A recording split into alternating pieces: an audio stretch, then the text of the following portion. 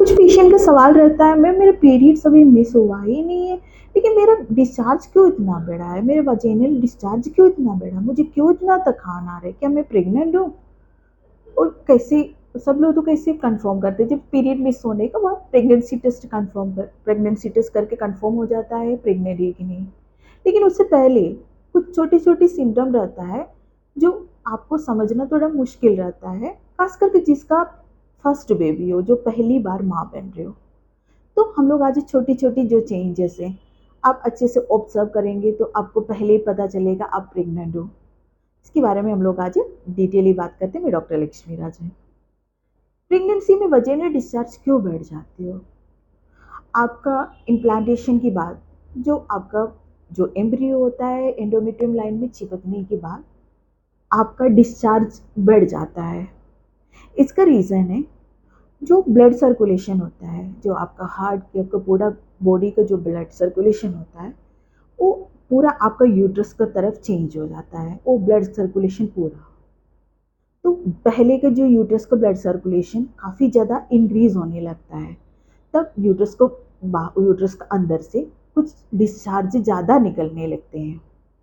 ये खासकर आपका इम्प्लांटेशन होने के बाद आपको ये दिखाई देगा, ये कुछ दिन तक बढ़ते जाएगा। इसलिए आपका अगर इम्प्लांटेशन हो गया, जैसे आपका ओवुलेशन के बाद फर्टिलाइजेशन होने के बाद 6 से 7 दिन के बाद जो ट्यूब से एंडोमेट्रियल लाइन में आके चिपक जाता है, उसके बाद से आपका ये डिस्चार्ज बढ़ना शुरू हो जाता है। तो पीरियड्स मिस होने का, जिससे आपका पीरियड्स का डेट का 5-6 दिन का पहले से आपको ये डिस्चार्ज बढ़ने लगेगा। इसी डिस्चार्ज से आपको तो 90% कन्फर्म कर सकते हैं आपका प्रेगनेंसी। अगर ये डिस्चार्ज में आपको कुछ येलो, कोई ग्रीनिश, कुछ स्मेल ये सब होगा तो आप अपना डॉक्टर को तुरंत दिखाइएगा, क्योंकि वो इन्फेक्शन का हो सकता है। लेकिन ई वाला जो डिस्चार्ज होता है इसमें कोई चेंजेस नहीं होता, कोई स्मेल नहीं होगा, कोई कलर वैसे कोई येलो ग्रीनिश कलर कुछ नहीं रहेगा। सेकंड जो है, आपको क्यों थकान महसूस होता है, क्यों हमेशा आपको नींद टाइप की क्यों होता है? उसका रीज़न होता है, जैसे आप जैसे फर्स्ट बार जो प्रेग्नेंट होता है उन्हीं के लिए ये खासकर दिक्कत होता है, क्योंकि आपका बॉडी में कुछ नई चीज़ आई है। जैसे जैसे जैसे होता है, हमारे बॉडी कोई भी चीज़ को पहले एक्सपेक्ट करने में थोड़ा बहुत तो तकलीफ तो दिखाएगा। इसीलिए जब आपका बॉडी में आपका यूट्रस में एक नई चीज़ आया है, वो इम्प्लांट हो चुके हैं, तो बॉडी में काफ़ी सारा हार्मोनल इम्बैलेंस होने लगेगा। तो आपको बहुत ज़्यादा से थकान महसूस होगा, हरदम सोचे कितना भी आप बहुत ज़्यादा एनर्जी लॉस होने लगता है। ये भी आपको पीरियड के 6-7 दिन पहले ही ये एनर्जी लॉस वाला फीलिंग होने लगता है। दूसरा जो है ब्रेस्ट चेंजेस। क्यों आपको ब्रेस्ट में इतना चेंजेस आता है, खासकर निप्पल एरिया में?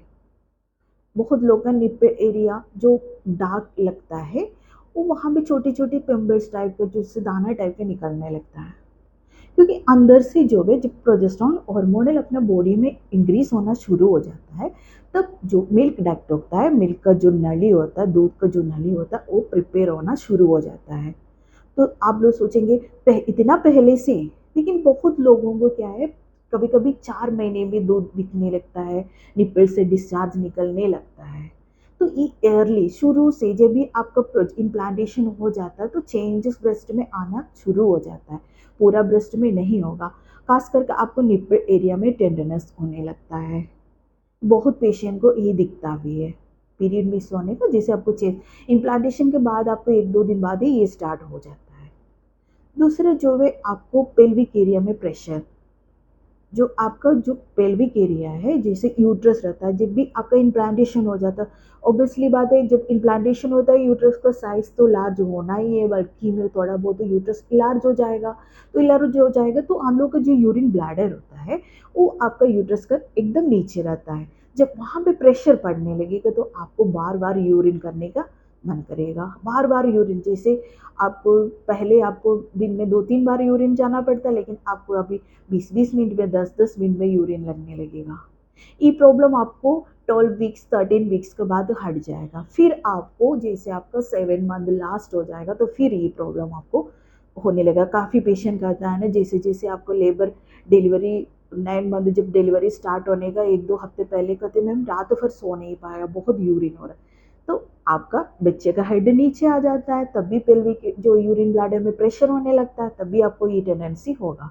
स्टार्टिंग में भी होगा आपको, लास्ट टाइम में भी होगा। तो छोटी-छोटी आपको चेंजेस है, लेकिन ये बहुत बहुत जल्दी आप इसको ऑब्ज़र्व कर सकते हो। दूसरा जो भी आपका जो नीचे का वजेनल में किसी-किसी को कहते हैं मेरा जो वजेनल है वहाँ पे बहुत ज़्यादा प्रेशर पड़ रहा है, हम बैठ रहे तो जैसे लग रहा है कुछ नीचे को आ रहा है।